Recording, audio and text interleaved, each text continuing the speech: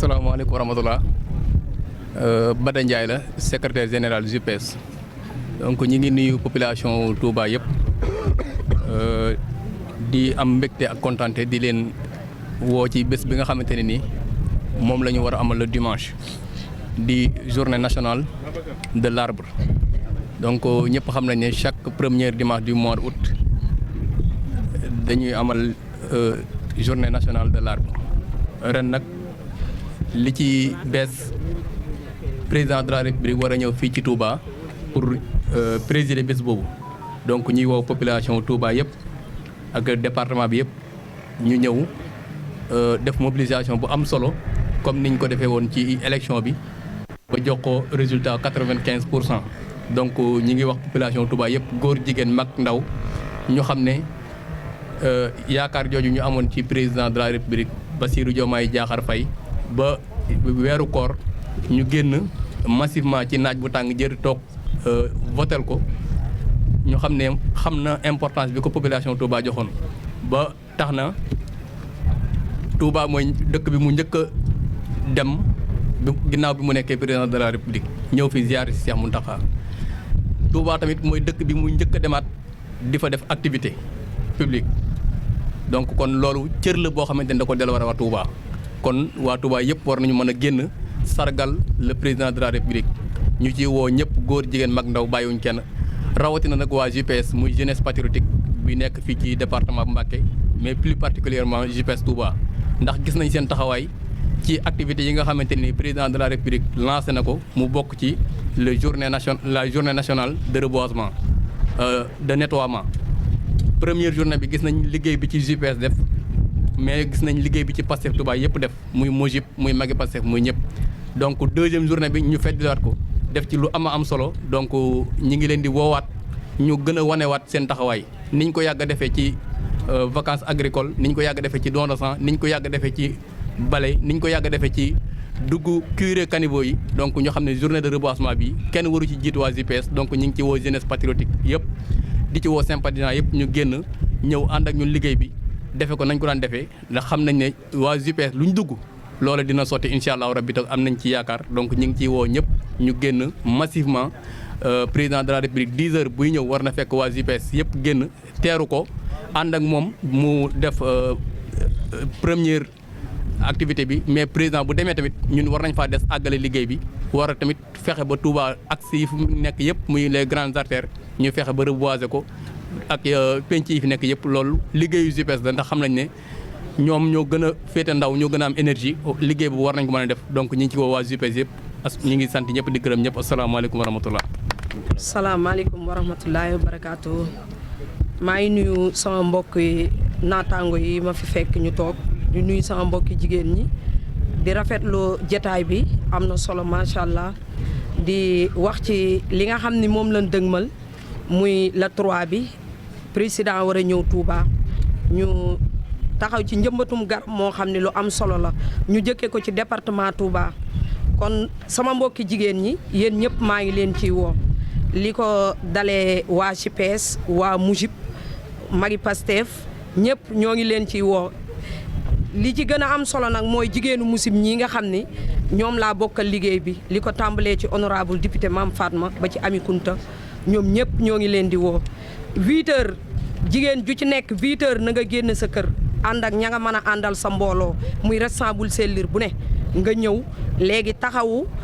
président ànd ak moom ba li nga xam ne moo ñu yëkkati woon muy activité yi nga xam ne moom lañ war a jox ñu dox ko ba mat sëkk ba àggale ko ndax affaire bi gënoon na fee metti ci xeex bi ñu ànd di ko daw ba mu agsi fii tey kon bu ma sañoon tey ji bu président ñëwee jigéen ñëpp nañu ànd mobiliser ñun waa Mujib taxawu leen jàppale ko ba teertu ko teertu bu mucc ayib maa ngi wax nag ci wàllu garab yi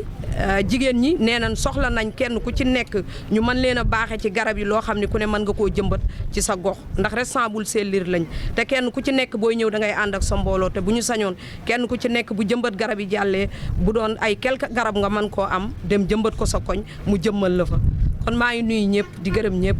waa asalaamaaleykum wa rahmatullahi taala wa barakaatuhu. ñuy tàmbali ci suñuy kàddu di ñaanal Cheikh Mouhamadou Mountakha xalifatul haam li tarixatul murid mu yàgg fi lool te ànd ko wér yàlla na fi yàgg ci ànd ku wér ku ko wax yàlla na nga fi yàgg ndax dafay koo xamante ni si ku am taxawaay la ci lislaam kon yàlla na fi gën a yàgg te ànd ak wér kon lii solos bis bi tey jii muy dañuy woo ñi nga xamante ni mooy askanu Touba gépp nag la ñuy woo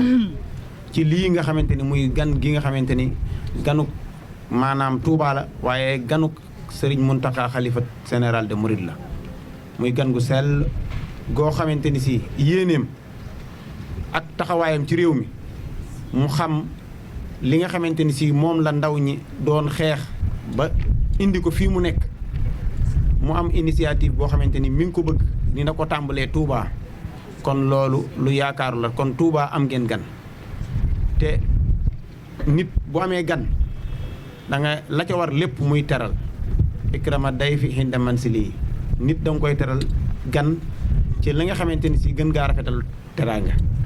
loolu nag mooy ñuy woo responsable cellule yi nga xamante ni si ñoo bokk yi nekk ci dëkk bépp fépp fu waay manti nekk comme ni ko gañ siri waxee rek bis ba bu jotee ci la kaat bi na ñëpp génn ñu def en masse teertu suñu gan président de la république ànd ak moom ci première activité bi muy def gunge ko bu noppee ñu dolli continuer suñu liggéey loolu daal moo doon woote bi ñuy gën a woo ñëpp fu waay manti nekk responsable cellule yëpp maa ngi lay woo bàyyi ji liggéey bi jiite massification bu Pastef Touba wasalaamualeykum wa rahmatulahi taala wa barakaatu. asalaamaaleykum wa rahmatulahi taala wa barakaatu ginnaaw bu ñu santee suñu borom julli si yonent bi ñu ngi sant Cheikhul Khadim di ñaan Cheikh Mouhamadul Mountakha mu yàgg fi loolu te ànd ak wér. waaw ndaje bi nag dañ ko doon amal ngir waajal bés bu màgg suñu waxee bés bu màgg nag dañuy wax bés bi nga xamante ne ki ñuy wax le père de la nation muy ki nga xamante ne muy njiitu réew mi muy son excellence Bassirou Diomaye Diakhar Faye di ñëw ci bés bu màgg bi nag mooy journée internationale de reboisement maanaam bés bi nga xamante ne moom la ñu jagleel gàncax yi muy bés boo xamante ne bés bu am solo la lu tax mu am solo mooy ñaar la mooy li nga xamante ne moom solo yi li nga xamante ne moom lañ fiy def si muy jëmbat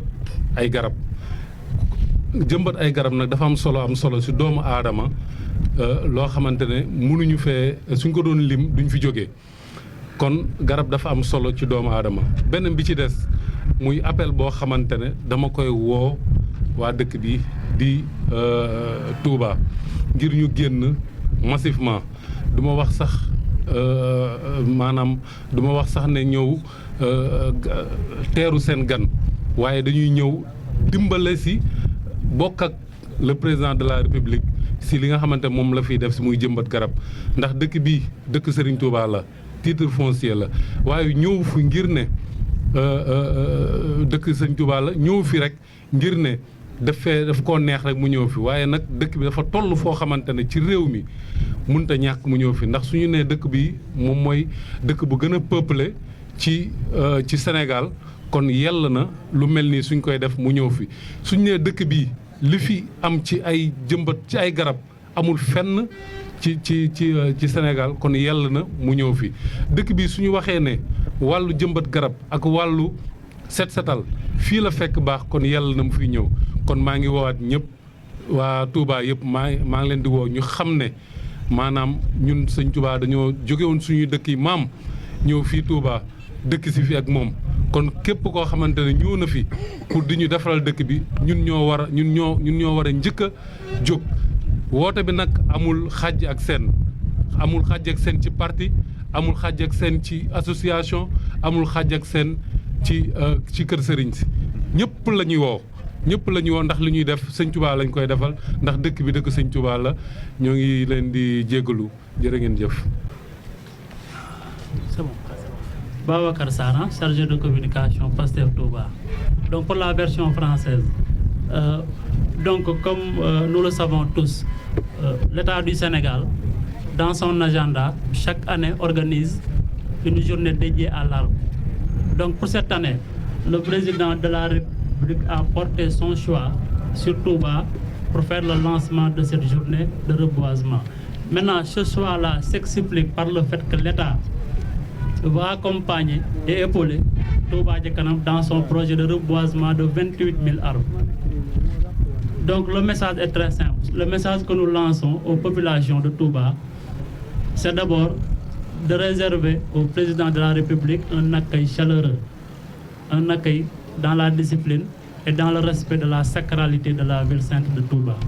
Donc nous appelons